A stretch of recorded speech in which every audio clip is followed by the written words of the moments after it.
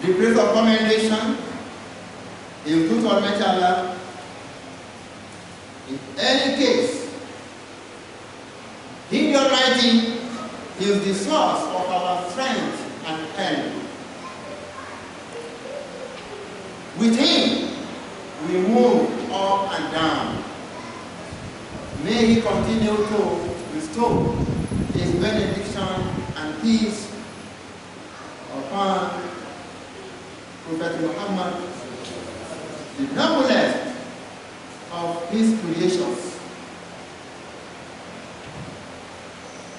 My people, today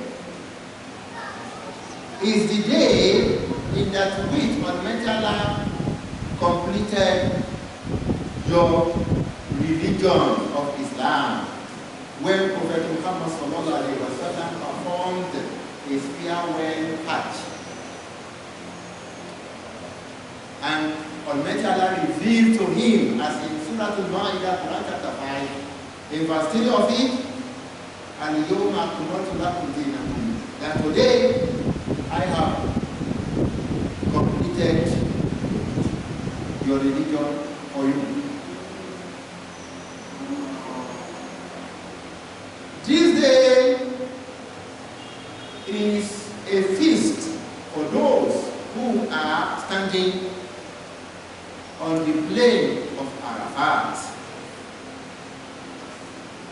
Just as our own Friday today, our own Jum'at, is a feast for us. When you are talking about Arafat Day is what Almighty Allah mentioned as Masjid, which He, the Almighty, used in swearing, as in Surah Al-Buruj, verse 3. This same Arafat Day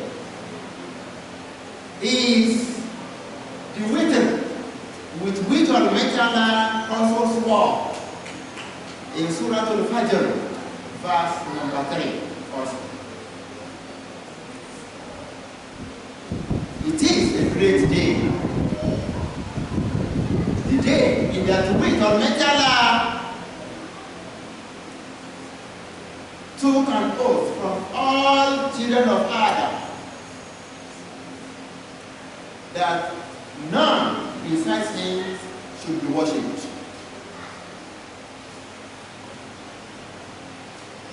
I therefore enjoin on you and on myself to always fear Allah in the secret and open, and to know that things are changing. Things are changing. Events of this year's Hajj that came after a 2 years break, that people who are non-resident in the Kingdom of Saudi Arabia were not able to go and perform Hajj, now, as some are able to achieve it this year, the effects of the operation have been influenced by the system laid down to regulate affairs of the pilgrims. The system of cent interests used to interact with incidents happening here and there in the world, so that those who are on Hajj mission will be able to perform their pilgrimage in a more convenient circumstance as possible. Except that with With all these measures, the wind of surprises overtook the ideas of those who regulated that system.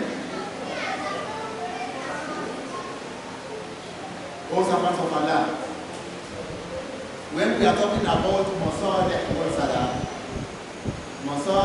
Mursala, self-interest, issues that are left for the discretion of people in authority, it is meant to protect the aims and objectives of Sharia, so that the good can be imported and the bad can be prevented. It occurs in necessities of life of people. The necessities of life of people, those necessities are just five. To safeguard the right cause of religiousness, to safeguard people's life, to safeguard the brain of reasoning, to safeguard the progeny, children yet unborn, and lastly to safeguard the properties of people.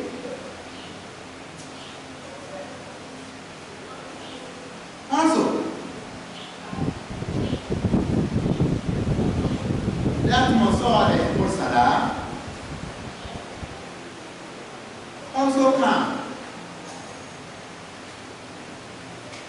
to protect the utilities with which difficulty can be lifted from people, or whatever they are doing, and with which inconvenience can be overcome, as well as depression can be reduced.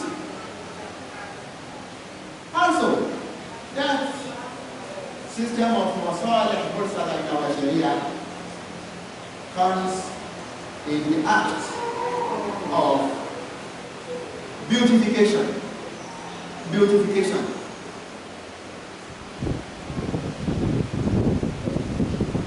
Like when you are coming to eat, or you are coming to Jum'ah, for you to dress up nicely, to use a good dress, not rags, for your appearance to be good and fine. Because that is by way of supplementing what is befitting and to be far above what is not appropriate for a Muslim. All of these measures notwithstanding, situations of the whole world have required the invention of new policies for this year's Hajj, such as the going of the pilgrims to Abuja on day 7 instead of day 8, which is Yawmu-l-Jum'ah, because setting out on day number 8 is just a recommendation. It's not compulsory. It is not obligatory. As you can see, in the past, some pilgrims used to go from Mecca directly to Arafat instead of stopping at Muna, because being in Muna is mustahab, although it is sunnah for people to do it. If there is any inconvenience, it can be shared.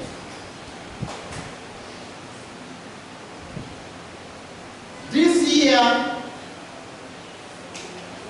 year's Hajj operation that came to materialize has compelled certain into shame, because many have been thinking that the job shall never come from other than people resident in Saudi Arabia to go and perform Hajj. You know, coronavirus that we are talking about has been made by certain people to disturb the order of the world. In Hadith of Prophet Muhammad sallallahu alaihi wasallam, he said, Anna, listen to me, I will tell you something. Inna shaytana qad ya'isa ya'budahu al-musallun. Satan has expired from seeing those who are truly committed to Salat in Islam, to worship Him together with Allah. He has expired. وَلَكِنَّهُ فِي التَّحْرِيشِ بَيْنَكُمْ. But He will continue to cause quarrels among you. This hadith has been reported by Imam Ahmad in the court of Qadar and Qashi and Anbihi radiyallahu ta'ala anhuma. That coronavirus global lockdown has prevented us from performing Hajj for 2 complete years, when Hajj was suspended for people outside Saudi Arabia. And that one is in provocation. Even this year that the door was opened, some people were not able to realize their dream of performing their own Hajj this year. And that is another provocation. Allah knows better. I call upon you, my Muslim brothers and sisters, to always remember that as you come to perform Jum'ah today, this Jum'ah day is coincident with Arafat day. And both Arafat and Jum'ah are festivals for us, as earlier mentioned. The pilgrims do their own feast in Mount Arafat, while we are going to do our own feast tomorrow by performing Salat. This Arafat that you are talking about is a day that which Almighty Allah goes with the pilgrims. As Imam Muslim reported on the authority of Aisha, that Prophet Muhammad sallallahu alaihi wasallam said, "Ma min yawmin akthara min an yu'tiqa Allahu fi 'abdan min an-nar min yawmi Arafah." There is no day in that which Allah subhanahu wa ta'ala could be liberating the necks of people from fire that could be better than Arafat day. Allah Akbar, Allah Akbar, Allah Akbar. Wa innahu la yadunu, because of Allah comes nearer, closer to the people who are in Arafat. Someone will buy the people in Malaika, then he will be posted with them in the presence of his angels. فيقول and say, ما أراد هؤلاء. Do you know what these people have come to do? And then in Musnad of Imam Ahmad, he reported on the authority of Abdullah ibn Umar that Allah will tell the Malaika, "Unzuru ila ibadi." Look at my servants. Atawni sha'asan, they have come here with unkept hair. Because when you go to perform Hajj and you put on the round dress, your hair will be unkempt. The way you can see that within the course of these 10 days, those of us who want to sacrifice animals have their own hair also unkempt. You can see my mustache. I could not shave it. I could not shave my mustache. And if not because I already cut my fingernails before the commencement of the first 10 days of this month, it would have been looking long as well. So Allah will tell you, just look at these my servants. They have come to me with unkempt hair, go brown, and dusty bodies. Because when they put on the brown dress, they go up and down, their bodies will become dusty. That is Arafat day for you. Allah subhanahu wa ta'ala will be liberating the necks of those who are standing here from the hellfire. Although that one is also extended to those of us who are resident at home in our countries, in as much as we also keep to the teachings of our religion. As you know, some of us observed fasting yesterday, Thursday, and today they are also observing the fasting of Arafat day.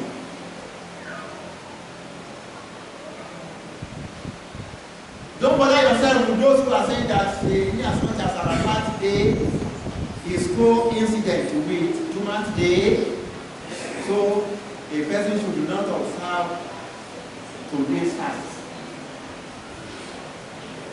That opinion is not the best, because you are fasting Arafat day together with other days. You are not singling out Jum'at day for fasting, and Prophet Muhammad sallallahu alaihi wasallam prohibited that one. You should not single out Jum'at day for fasting. That is why many of you have been observing fast since the beginning of the first 10 days of the Hajj. And whichever way you have gone, you are showing right commitment to the Sunnah of Prophet Muhammad sallallahu alaihi wasallam. These days we are talking about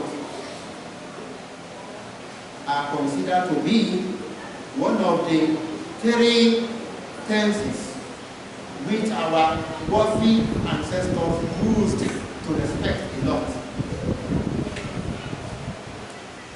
The first 10 days of Muharram that is coming. In that Muharram, we have Ashura Day. Ashura Day is not the one being practiced by the Shiite, not that one, it's not for demonstration. Ashura Day is for fasting. A day before it together with it, or a day after it together with it. Day 9 or 10 or day 10 and 11. That is our Ashura. Then we have this one in which we are, the first 10 days of the Hajj. We are in Arafat day, of course. Lastly, we have the last 10 days of Ramadan, in which Laylatul Qadr falls.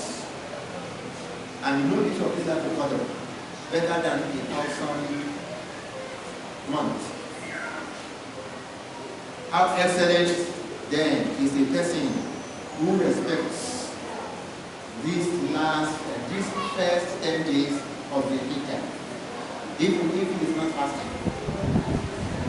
For him to be repeatedly saying the Takbirat, Allah Akbar, Allah the tahleel, la ilaha illallah wahdahu la sharika lah, tasbih, subhanallah wa bihamdihi, subhanallah al-azim. I congratulate you and congratulate myself with the preparation we are making for Eid-al-Adha, the great festival coming up tomorrow. Even though Nigerians are celebrating this Eid amid hardship in living, decline in security matters, and so on and so forth. God let Allah help us out. So I want to fear me. If Arafat Day is the major part of Hajj, then Eid-al-Adha shall follow tomorrow for us to also rejoice, eating and drinking. We dine and drink. We don't dine and wine. Huh? We don't dine and wine, but we dine and drink after Salat. You will go to the praying ground, Salat, without eating before Salat. It is after Salat that we are going to eat. But when you are going to the Eid, you go there with takbir. The men will be saying takbir loudly, while women will be saying their own silently. Allahu Akbar, Allahu Akbar, Allahu Akbar, La ilaha illallah, Allahu Akbar, Allahu Akbar, Walillahi alhamd, Allahu Akbar kabira, walhamdulillahi kaseera, wa subhanallahi bukratan wa asila. وصلى الله على سيدنا محمد وعلى آله وأصحابه وسلم تسليما كثيرا. I need to remind you that tomorrow you should put on the best of your clothes. Not necessarily the new. No woman should compel her husband to buy new clothes if the husband cannot afford. You want to have, wash it, make it neat, and dress up in it without being self-conceited or without being boasting, except by rejoicing in this favor Allah subhanahu wa ta'ala endowed upon us. And when you are coming to Eid, you have to change the roads to and fro. You come in one road and go back in another road. And when you arrive to Eid, you have to sit down. Do not say, I want to perform Tahiyatul Masjid. No, you don't have that one where it comes to Eid. This is a religion already perfected and completed. You sit down, continue with the takbirat. Allah Akbar, Allah Akbar. Until you observe your Eid prayer with the Imam. Any of you who wants to offer animal sacrifice should make sure that you choose the right animal for it. Because Allah says in Surah Al-Ahzab, لَقَدْ كَانَ لَكُمْ فِي رَسُولِ اللَّهِ أُسْوَةٌ حَسَنَةٌ. That is good pattern has been laid down for you in the person of Allah's messenger. لِمَنْ كَانَ يَرْجُو اللَّهَ وَالْيَوْمَ الْآخِرِ. But that is only for someone who is hopeful of having good things from Allah and knows well that he will die and will meet Allah and be resurrected on the doomsday. وَذَكَرَ اللَّهَ كَثِيرًا. And therefore, he will be remembering Allah much with takbirah. Therefore,